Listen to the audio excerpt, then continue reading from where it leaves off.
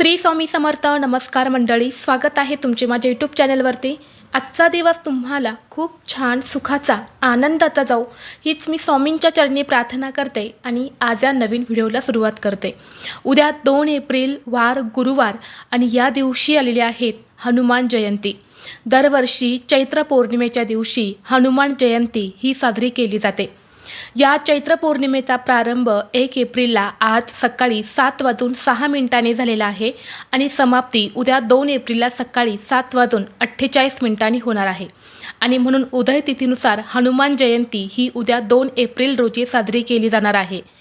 भगवान हनुमानांचा जन्म हा चैत्र पौर्णिमेच्या दिवशी सकाळी सूर्योदयापूर्वी झालेला आहे आणि म्हणून आपण हनुमान जयंती ही उद्या साजरी करणार आहे.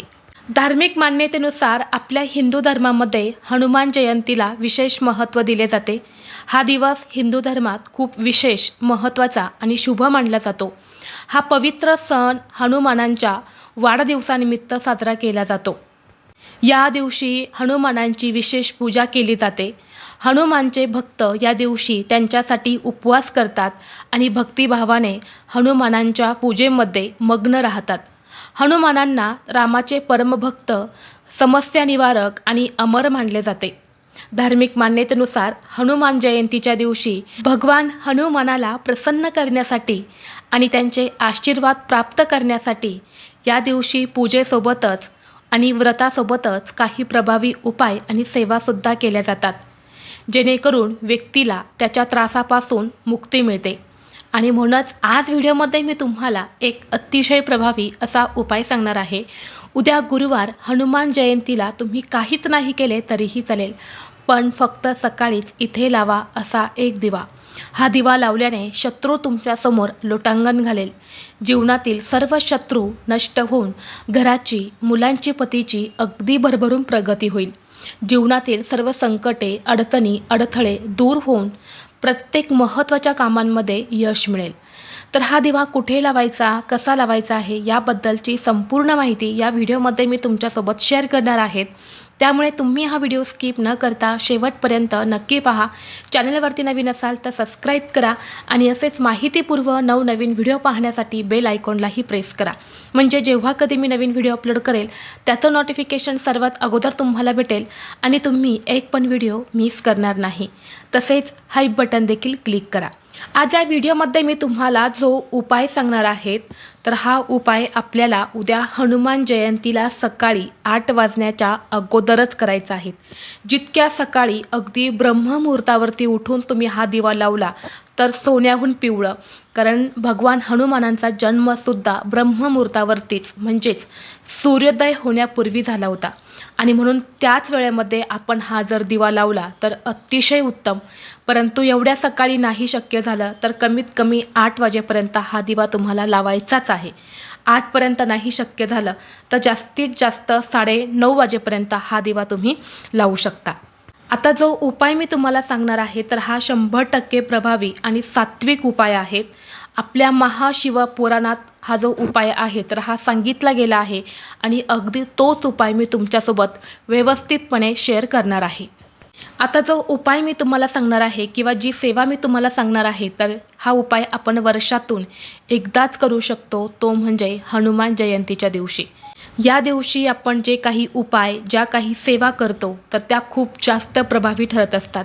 कारण हनुमान जयंतीच्या दिवशी प्रत्येक मारुतीच्या मंदिरात, प्रत्येक घरामध्ये हनुमानांची पूजा चालू असते. बरेच जण बघा, कितीतरी लोक, लाखो लोक जे आहे तर ते हनुमान चालिसाचा पाठ करत असतात. त्यामुळे वातावरणामध्ये जी काही सकारात्मक लहरी असतात, जी काही सात्विकता असते तर ती प्रचंड वाढलेली असते. आणि याच सकारात्मक वातावरणामध्ये आपण काही उपाय जर केले तर ते खूप जास्त प्रभावी ठरत असतात.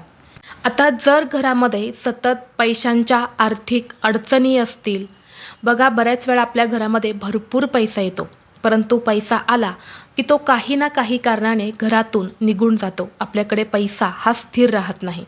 जिथे आपण 50 रुपये कमवतो तिथे आपले 100 रुपये खर्च होतात. पैशाला पैसा लागत नाही, लक्ष्मी आपल्याकडे स्थिर राहत नाही आणि अशा वेळी आपल्याला अनेक पैशांच्या अडचणी येत असतात. इतरांकडून उसने पैसे घ्यावे लागतात, कधीकधी कर्जसुद्धा घ्यावं लागतं. आता मी असं म्हणणार नाही की हा उपाय तुम्ही केला आणि लगेच तुमच्या पैशांच्या अडचणी ह्या दूर झाल्या. किंवा फक्त उपाय करायचे आणि कोणतेही कष्ट करायचे नाही. जर तुम्ही फक्त उपायच करत बसले आणि कष्ट आणि मेहनत केलीच नाही तर कधीच तुमच्या आर्थिक अडचणी ज्या आहेत तर त्या दूर होणार नाही. जो प्रामाणिकपणे कष्ट करत असतो त्याच्या पाठीमागे परमेश्वर असतोच. निर्गुण स्वरूपात त्याला नेहमी मदत करत असतो. म्हणजेच आपल्या कष्टाला आणि मेहनतीला नशिबाची साथ मिळणे हे सुद्धा तेवढेच महत्त्वाचं आहे. बऱ्याच घरांमध्ये तुम्ही बघितलं असेल, कष्ट करणारे लोक फार कमी असतात. खूप कमी कष्ट करतात परंतु खूप लवकर श्रीमंत होतात. त्यांच्या घरामध्ये सगळं काही व्यवस्थित चालू असतं, कोणत्याही अडचणी येत नाही. आणि त्यासोबतच आपण आपल्या घरात प्रचंड मेहनत कष्ट करतो परंतु आपल्या आयुष्यामध्ये सतत अडचणी अडथळे हे सुरूच राहतात. का? कारण आपल्याकडून काही ना काही चुका ज्या आहेत तर त्या होत असतात किंवा आपल्या कुंडलीमध्ये काही ग्रह जे आहेत तर ते कमकुवत असतात किंवा विशेष स्थितीवरती आपल्याकडनं काही सेवा उपाय जे आहेत तर ते केले जात नाही. म्हणून आपल्या अडचणींचा सामना करावा लागत असतो. उपाय करण्यासाठी तुम्हाला थोडंसं गव्हाचं कणिक घ्यायचं आहे. कणकेचाच दिवा लावण्याचा जास्तीत जास्त प्रयत्न करा. कणिक मळताना त्यामध्ये थोडीशी हळद घालायची आहेत आणि त्या कणकेचा पंचमुखी म्हणजे 5 मुखी दिवा तुम्हाला बनवायचा आहे. 5 दिशेला 5 वातीतील अशा पद्धतीने हा दिवा तुम्हाला बनवायचा आहे. जर तुमच्याकडे बघा मातीची पंचमुखी पंती असेल तर ती सुद्धा तुम्ही घेऊ शकता किंवा तुम्ही एखादी मातीची पंती घेतली आणि त्याच पंतीमध्ये 5 दिशेला 5 वाती लावल्या तरीसुद्धा चालेल. जर एवढ्या सकाळी कणकेचा दिवा तुम्हाला तयार करणं शक्य नसेल तर तुम्ही मातीचा दिवासुद्धा घेऊ शकता किंवा इतर कोणत्याही धातूचा तुम्ही दिवा घेतला तरीसुद्धा चालणार आहे. आता हा दिवा घेतल्यानंतर त्या दिव्यामध्ये तुम्हाला कलाव्याची वात लावायची आहे. म्हणजे जो लाल पिवळ्या रंगाचा कलाव्याचा धागा असतो तर त्याच धाग्याच्या तुम्हाला या 5 वाती ज्या आहेत तर त्या लावायच्या आहेत. हनुमान जयंतीच्या दिवशी कलाव्याची वात लावून आपल्या घरात दिवा लावल्याने घरावर कधीही वाईट संकट येत नाही. त्या घरातील सर्व समस्या या क्षणात नष्ट होतात. म्हणून तुम्हाला कलाव्याची वात लावायची आहे. आता जर तुमच्याकडे कलाव्याचा धागा नसेलच तर अशावेळी काय करायचं, 5 लांब कापसाच्या वाती घ्यायच्या. थोडंसं हळद आणि कुंकू मिक्स करून वात जी आहे तर ती लाल पिवळी करायची आहे आणि ती वात तुम्हाला दिव्यामध्ये लावायची आहे. या दिव्यामध्ये तुम्हाला शक्यतो मोहरीचं तेल घालायचं आहे. मोहरीचं तेल तुमच्याकडे नसेल तर साधं तेल घाला आणि त्यामध्ये थोडीशी तुम्हाला पिवळी मोहरी किंवा काळी मोहरी टाकायची आहे. आणि यानंतर असा हा दिवा तुम्हाला प्रज्वलित करायचा आहे. एका प्लेटमध्ये ठेवायचा आहे. त्याखाली तुम्ही तांदळाचं आसन दिलं तरीही चालेल किंवा डायरेक्ट प्लेटमध्ये तुम्ही हा दिवा ठेवू शकता. आणि यानंतर हा जो दिवा आहे तर हा दिवा तुम्हाला तुमच्या घरामध्ये जी दक्षिण दिशा आहे तर त्या दक्षिण दिशेला तुम्हाला हा दिवा ठेवायचा आहे. हनुमानांची पूजा दक्षिण दिशेला करणे विशेष मानले जाते कारण ते त्यांच्या सामर्थ्याचे प्रतीक आहे. आणि जेव्हा तुम्ही पंचमुखी दिवा आपल्या घरामध्ये दक्षिण दिशेला लावता तेव्हा घरातील आर्थिक अडचणी या संपूर्णपणे नष्ट होतात. त्याचबरोबर जेव्हा तुम्ही दक्षिण दिशेला हा दिवा लावणार आहे तेव्हा त्या दिव्या लावताना त्या दिव्यामध्ये तुम्हाला 4 लवंगा टाकायच्या आहेत. 4 लवंगा टाकल्याने घरात सुखसमृद्धी येते आणि अडलेली कामं जी आहेत तर ती पूर्ण होते. आता हा दिवा तिथं लावल्यानंतरनं तुम्हाला तिथेच बसून हनुमान चालिसाचा पाठ करायचा आहे. जेव्हा तुम्ही दक्षिण दिशेला तोंड करून दिवा लावून हनुमान चालिसाचा पाठ करता तेव्हा सर्व संकटे दूर होतात आणि प्रत्येक इच्छा मनोकामना जी आहे तर ती आपली पूर्ण होते. तसेच तुमच्या घराजवळ जर हनुमानाचं मंदिर असेल तर तिथे मंदिरामध्ये सुद्धा जाऊन तुम्हाला एक मोहरीच्या तेलाचा दिवा आवर्जून लावायचा आहे. आता आपल्या देवघरामध्ये आपण हनुमानांची मूर्ती किंवा फोटो हा ठेवतच नाही.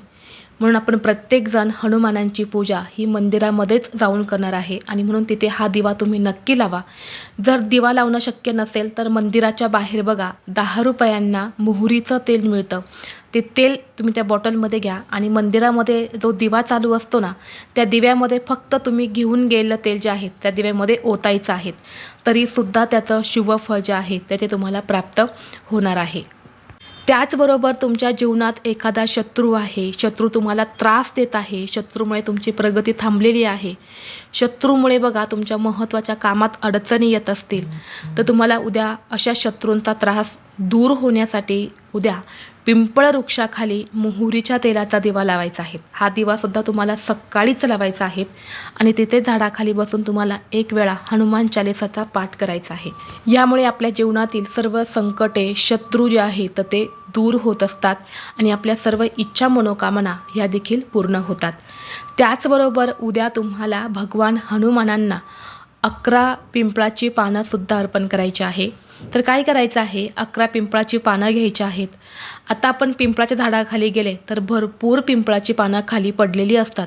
त्यामुळे खाली पडलेलीच पानं तुम्हाला घ्यायची आहे. शक्यतो झाडाची पानं तोडू नका. आता ही पानं घेताना कुठेही फाटलेली, चिरलेली किंवा कट झालेली अशी घेऊ नका. चांगली पानं तुम्हाला घ्यायची आहे. आणि जर तुम्हाला झाडाखाली गळून पडलेली पानं भेटलीच नाही तर दोन्ही हात जोडून या झाडाला विनंती करायची आहे की मी माझे कार्य सिद्ध करण्यासाठी, माझं कार्य करण्यासाठी तुझं पान जे आहे तर ते तोडत आहे अशी प्रार्थना करायची आहे. आणि यानंतर तुम्ही पानं तोडू शकता. पानं घरी आणल्यानंतर स्वच्छ धुवायचे आहेत, कपड्याने स्वच्छ पुसून काढायचे आहेत, क्लीन करायचे आहे. आणि प्रत्येक पानावर तुम्हाला श्रीराम श्रीराम असा शब्द, असं हे जे नाव आहे तर ते लिहायचं आहे.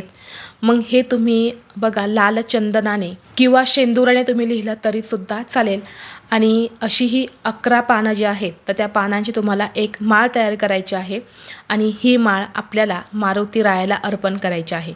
असे म्हटले गेले आहे की हा उपाय करून ज्या काही आर्थिक अडचणी आहेत किंवा जो काही तुम्ही प्रयत्न करत आहे त्या प्रयत्नांना नशिबाची साथ मिळत नाही तर हा उपाय केल्याने नक्कीच नशिबाची साथ मिळण्यास मदत होते. म्हणून हा उपाय ज्यांना शक्य असेल त्यांनी आवर्जून करावा. महिलासुद्धा हा उपाय करू शकतात. पुरुष, मुलं, मुली कोणीही हा उपाय करू शकते. फक्त स्त्रियांना, मुलींना मासिक धर्म असेल तर त्यांनी या दिवशी कोणतेही उपाय किंवा मंदिरामध्ये सुद्धा जाऊ नका. त्याचबरोबर जर तुमच्या कुंडलीमध्ये शनीची 7.5 चालू आहे, बऱ्याच वेळा असं होतं ना की आपण नेहमी म्हणत असतो की माझ्या मागे शनीची 7.5 सुरू आहे, माझ्या आयुष्यामध्ये अशा अडचणी येत आहे. जर अशी काही 7.5 जर तुमच्या कुंडलीमध्ये किंवा तुमच्या आयुष्यामध्ये असेल ना तर उद्या हनुमान जयंतीला फक्त मारुतीच्या चरणी कोरडा शेंदूर जो आहे तर तो अर्पण करा. आणि जी काही तुमची 7.5 आहे तर ती दूर होण्यासाठी प्रार्थना करावी. आणि मारुतीला बघा तुम्ही गुळ फुटाणे जे आहे तर ते अर्पण करायचे आहेत. जे काही मोतीचूरचे किंवा बुंदीचे लाडू आहेत तर ते तुम्ही अर्पण करू शकता. तसेच घरामध्ये एखाद्या तरी व्यक्तीने, म्हणजे प्रत्येक घरातील एका तरी व्यक्तीने उद्या हनुमान जयंतीला उपवास करावा. खास करून घरातील पुरुषांनी हा उपवास करावा. पुरुषांना शक्य नसेल तर स्त्रियांनी केला तरीही चालेल, परंतु घरातील एक तरी व्यक्तीने उपवास करायचा आहे. आता हनुमान जयंतीचा उपवास हा आजच करायचा आहे. आता ज्यांना माहीत नव्हते किंवा ज्यांच्या लक्षात राहिलं नाही त्यांनी उद्या 2 एप्रिलला उपवास केला तरीसुद्धा चालणार आहे. कारण ही पौर्णिमा तिथी 2 दिवस आहे. म्हणून तुम्ही आज किंवा उद्या उपवास जो आहे तर तो करू शकता. तर ही अत्यंत महत्त्वाची माहिती मला तुमच्यापर्यंत शेअर करायची होती. व्हिडिओ तुम्हाला आवडला तर लाईक करा, चॅनलवरती नवीन असाल तर सबस्क्राईब करा आणि हा व्हिडिओ आपल्या मित्रपरिवारासोबत जास्तीत जास्त शेअर करा. चला तर मग भेटू असंच पुढल्या एका नवीन व्हिडिओमध्ये. तोपर्यंत सर्वांना श्री स्वामी समर्थ.